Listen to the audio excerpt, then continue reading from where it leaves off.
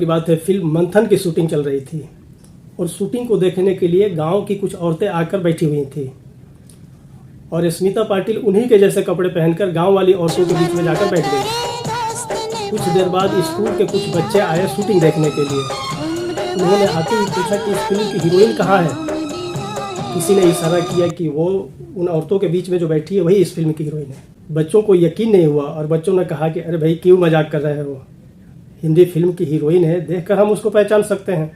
Hindi cinema की मशहूर अभिनेत्री स्मिता पाटिल, जिन्होंने अपने दमदार अभिनय से हिंदी सिनेमा में अपनी एक खास जगह बनाई। स्मिता पाटिल ने फिल्म चरणदास चोर से अपने फिल्मी करियर की शुरुआत। मंथन, भूमिका, आक्रोश, चक्र और मिर्च मसाला जैसी फिल्मों में काम किया। से फिल्म भूमिका और चक्र उनके लिए मील का पत्थर साबित हुई। स्मिता पाटिल हिंदी सिनेमा की एक ऐसी अभिनेत्री रही हैं जिन्होंने अपने करियर के शुरुआती महज 4 सालों के अंदर ही पहला नेशनल अवार्ड जीत लिया। स्मिता पाटिल का जन्म 17 अक्टूबर सन 1955 को महाराष्ट्र के पुणे शहर में हुआ था।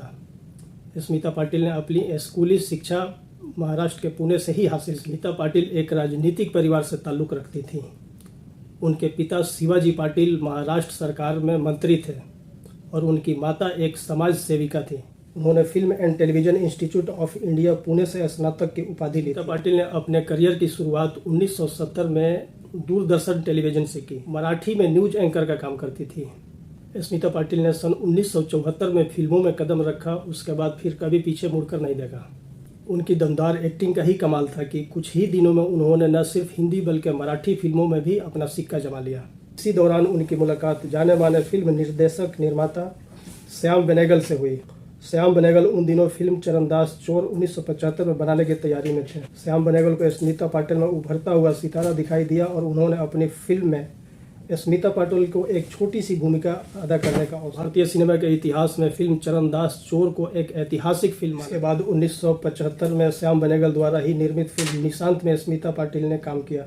1977 में स्मिता पाटिल के सिनेमा करियर में अहम पड़ाव साबित हुआ। इस भूमिका और मंथन जैसी फिल्में सफल हुई। भूमिका में अपने दमदार अभिनय के लिए 1978 में उन्हें नेशनल अवार्ड से सम्मानित किया। मंथन और भूमिका जैसी फिल्मों में उन्होंने कलात्मक फिल्मों के महारथी कहे जाने वाले नसरुद्दीन शाह, शबाना आजमी, अमोल पालेकर और अमरीश पुरी जैसे कलाकारों के साथ में काम किया और अपनी अदाकारी का जौहर दिखाकर अपना सिक्का जमाने में कामयाब हुई।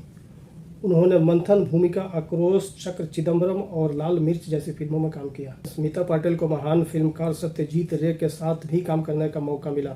मुंशी प्रेमचंद की कहानी पर आधारित टेलीफिल्म सदगति उनके द्वारा अभिनीत श्रेष्ठ फिल्मों में आज भी याद की जाती है। स्मिता पाटिल ने 1980 में प्रदर्शित फिल्म चक्र में झुग्गी झोपड़ी में रहने वाली महिला के किरदार को रुपहले पर्दे पर बखूबी निभाया। इसके साथ ही वह दूसरी बार राष्ट्रीय फिल्म पुरस्कार से सम्मानित की गई। 80 के दशक में स्मिता पाटिल ने कमर्शियल सिनेमा की ओर अपना रुख किया और इस दौरान उन्हें सुपरस्टार अमिताभ बच्चन के साथ नमक हलाल और शक्ति में काम करने का मौका मिला। इस दौरान उनकी फिल्म सुबह, बाजार, भीगी पलके, अर्थ, अर्ध सत्य और मंडी जैसी सकारात्मक फिल्में और दर्द का रिश्ता, कसम पैदा करने वाली की, आखिर क्यों, गुलामी, अमृत, नजराना और डांस जैसी कमर्शियल फिल्मों में काम किया, जिसमें स्मिता पाटिल के अभिनय को दर्शकों ने देखा। 1985 में स्मिता पाटिल की फिल्म मिर्च मसाला प्रदर्शित। 10 साल के करियर में स्मिता पाटिल ने तकरीबन 80 फिल्में की, जिनमें से ज़्यादातर फिल्में सुपरहिट। स्मिता पाटिल ने करियर शुरू करने के महज 4 साल के अंदर ही अपना पहला नेशनल अवार्ड जीत लिया। 1977 में उन्हें फिल्म भूमिका के लिए नेशनल अवार्ड मिला। वहीं साल 1980 में फिल्म चक्र ने उन्हें दूसरा नेशनल अवार्ड दिलवाया। साल 1985 में उन्हें पद्मश्री पुरस्कार से नवाजा गया। महज 31 वर्ष की उम्र में स्मिता पाटिल ने 13 दिसंबर 1986 को इस दुनिया को अलविदा कह दिया। स्मिता पाटिल ने महज 10 साल के फिल्मी करियर में वो कीर्तिमान साबित किया जो बड़े बड़े लोग अपनी पूरी उम्र भर में नहीं। एक बार की बात है, फिल्म मंथन की शूटिंग चल रही थी और शूटिंग को देखने के लिए गांव की कुछ औरतें आकर बैठी हुई थी और स्मिता पाटिल उन्हीं के जैसे कपड़े पहनकर गाँव वाली औरतों के बीच में जाकर बैठ गई। कुछ देर बाद स्कूल के कुछ बच्चे आए शूटिंग देखने के लिए। उन्होंने आते ही पूछा कि इस फिल्म की हीरोइन कहाँ है। किसी ने इशारा किया कि वो उन औरतों के बीच में जो बैठी है वही इस फिल्म की हीरोइन है। बच्चों को यकीन नहीं हुआ और बच्चों ने कहा कि अरे भाई क्यों मजाक कर रहे हो, हिंदी फिल्म की हीरोइन है, देखकर हम उसको पहचान सकते हैं। ये गांव की औरत किसी बॉम्बे फिल्म की हीरोइन कैसे हो सकती है।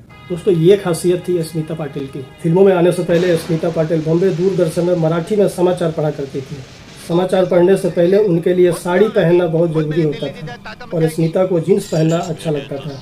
तो स्मिता अक्सर न्यूज पढ़ने के लिए जीन्स के ऊपर से साड़ी लपेट लिया करती थी। स्मिता पाटिल ने राजकुमार साहब को एक बार देखा लेट कर मेकअप करवाते हुए। वो देखकर स्मिता पाटिल के दिल में ख्याल आया कि क्यों ना मेरा भी मेकअप लेट करूं, और उन्होंने अपने मेकअप आर्टिस्ट से एक बार कहा कि मैं चाहती हूँ कि राजकुमार साहब की तरह मेरा भी मेकअप लेटने के बाद करो, मैं लेट जाऊँ उसके बाद मेरा मेकअप। का जो मेकअप आर्टिस्ट था उसने कहा कि मैडम ये कैसे हो सकता है कि आपके लेटने के बाद मेकअप हो, उसमें ऐसा मुझे लगेगा कि मैं किसी मुर्दे की मेकअप कर रहा हूँ। स्मिता पाटिल ने उस मेकअप आर्टिस्ट से कहा था कि देखो जब मैं मर जाऊँ तो मुझे दुल्हन की तरह सजाना और अच्छे से मेरा मेकअप कर। स्मिता पाटिल ने अपने जीते जी ये बात कह दिया था और उसको याद रखते हुए उनके मृत्यु के बाद उनको दुल्हन की तरह सजाया गया था जैसे उन्होंने कहा। स्मिता पाटिल ने महज 31 वर्ष की उम्र में अचानक इस दुनिया को छोड़ दिया, दुनिया को अलविदा कह दिया और उनकी मौत। आज स्मिता पाटिल हमारे बीच नहीं है, लेकिन फिल्मों में उनका दिया गया योगदान हमेशा अमर रहेगा। दोस्तों आपसे एक छोटी सी रिक्वेस्ट है, अभी तक आपने मुझे सब्सक्राइब नहीं किया है, प्लीज़ सब्सक्राइब कर दीजिए। मैं ऐसी और भी दिलचस्प जानकारियाँ आपके लिए लाता रहूँगा, आपसे शेयर करता रहूँगा। तब तक आप रखिए अपना ख्याल और मुझे दीजिए इजाज़त। फिर मिलेंगे एक दूसरे टॉपिक पे, तब तक के लिए जय हिंद।